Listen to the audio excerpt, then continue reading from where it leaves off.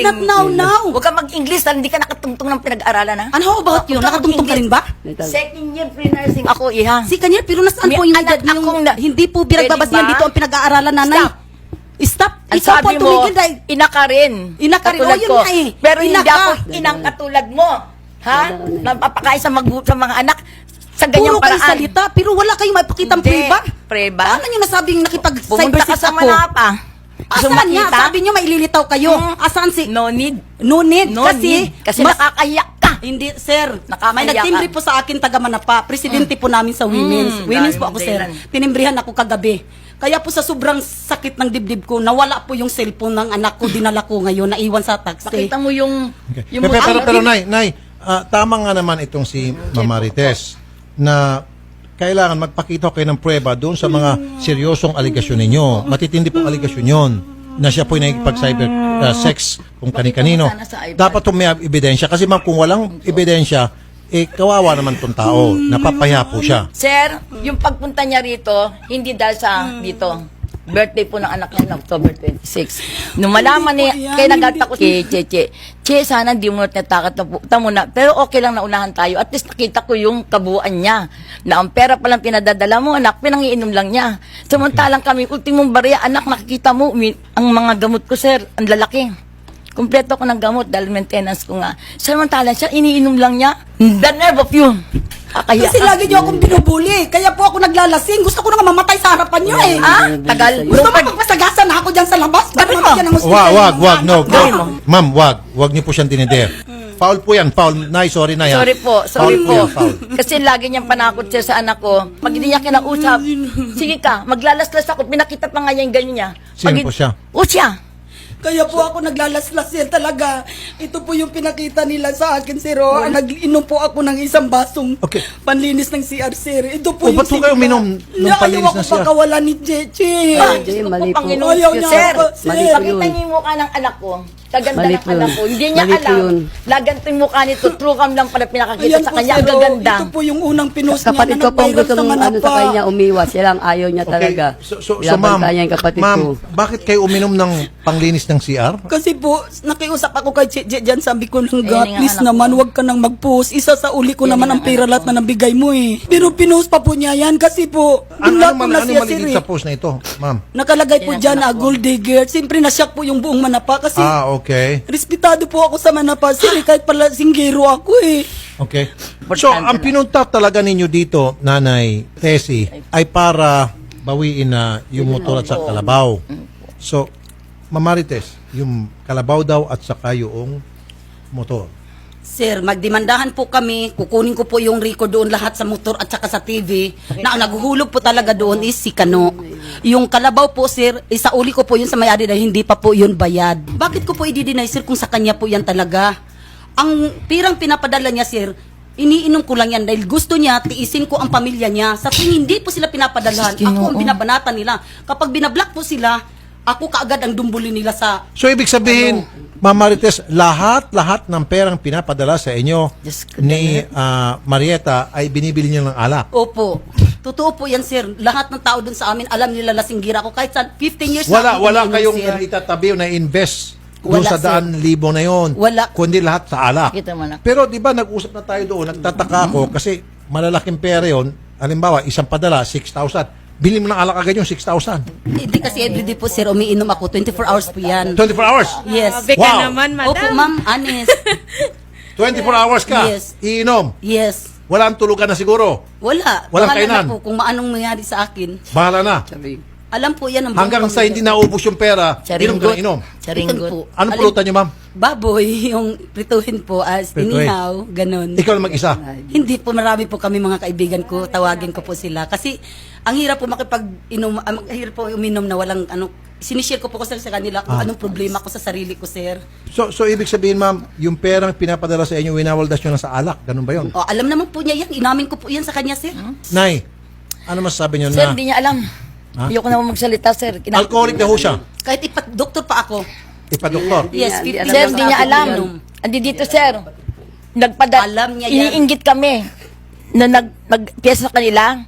O ano, tanga kayo. Ang laki-laki ng lechon, no?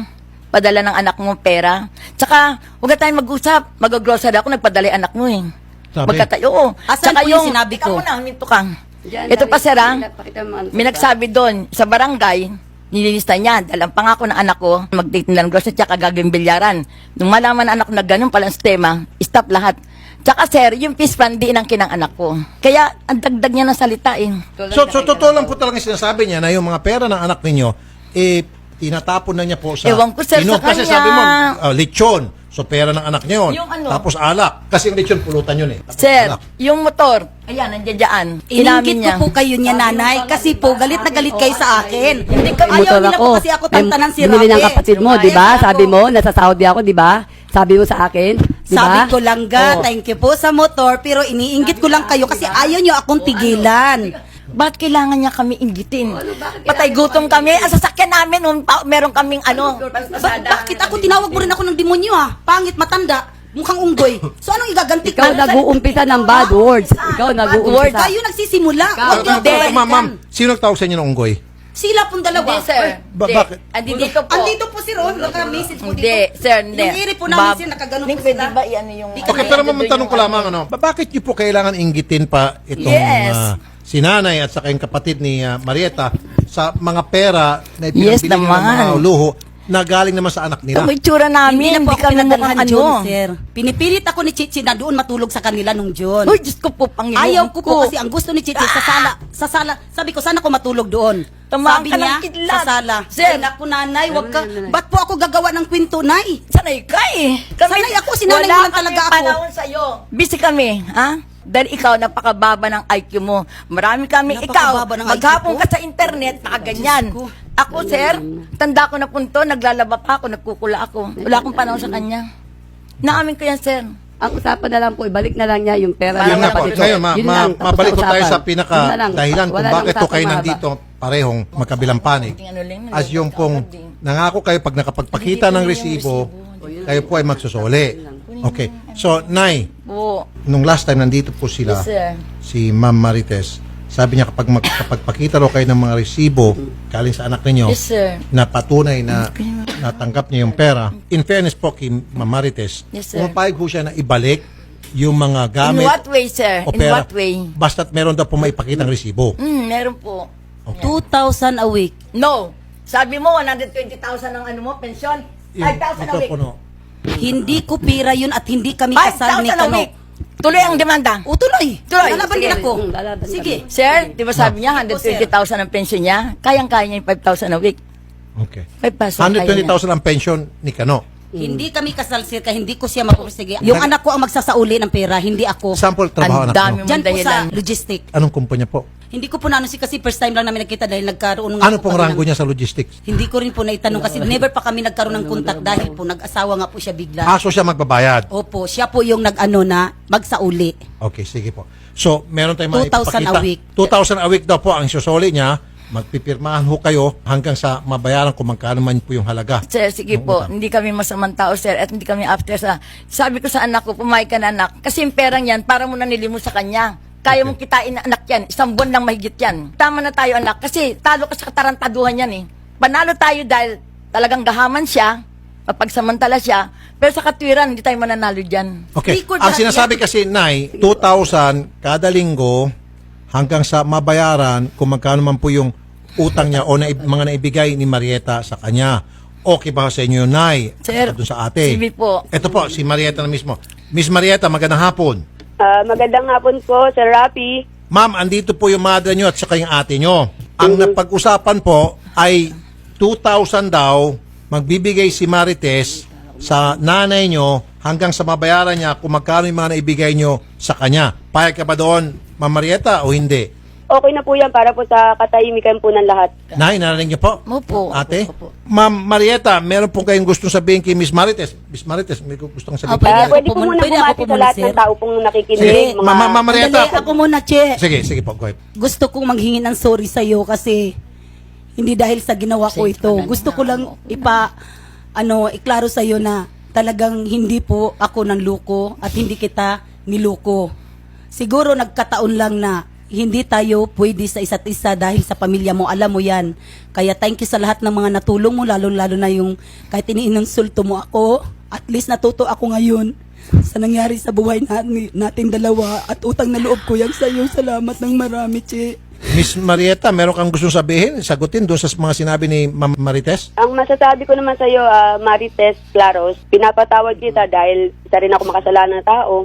Ang hindi ko lang kasi matanggap yung mga kasinungalingan mo simula sa first interview mo. Alam na Hindi Diyos ako ang nagsinungaling. bawat puso Alam mo natin. yan. Last year pa kita siniling na isauli ko na yung pera at maging magkaibigan tayo. Ayaw mo eh. Hindi na sana aabot sa ganito Hindi na yan sasagot-sagutin ko yung Hindi yan Ikaw naman totoo. may kasalanan ng Hindi yan lahat ng totoo, ito wag ka eh. Kung bakit sinungaling. pasagot ko ang pamilya mo. Ayoko na paabay ng usapan kasi nangyari na yan. Kasi kahit na anong klase naming paliwanag sa'yo, lulusot at lulusot ka. Kasi bakit? Kasi nga sinungaling kang tao eh. At saka maaari lang, delete mo lahat yung account na gawa mo. Wag mo kong pagbintangan.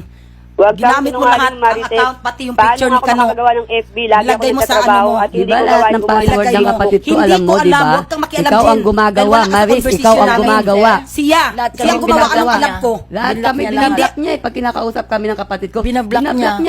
Pinsan ko, pamangkin ko. Siya lahat. ang nang block. Huwag niyo akong pagbintangan. Ikaw, lahat ng password. Anong alam ko sa Kinukuha laptop? mo ang Anong alam password ko? ng Hindi kapatid lang ko. gamit ko. Tapos ibablock mo kami, di ba? Ang hilig mo talagang gumawa ng kwento. Diyos Diyos Ikaw. ko, tama ka Tama ng na to. kidlat. Salamat. Nay, ba't magpasalamat naiyak ka ako sa Diyos. sobrang gigil na Anong Hindi nangyari? kasi last year sa sinungaling eh. Ko, napakasinungaling na tao. Sir, Sa anong paraan niya ako magsinungaling? Sir, Sinungalingan yung niya. mata ko po, under na to kasi 2 weeks po to, talagang pinilit kong pumunta. Yes, ma'am. Kailangan nga po dalhin pa sa Baguio to eh.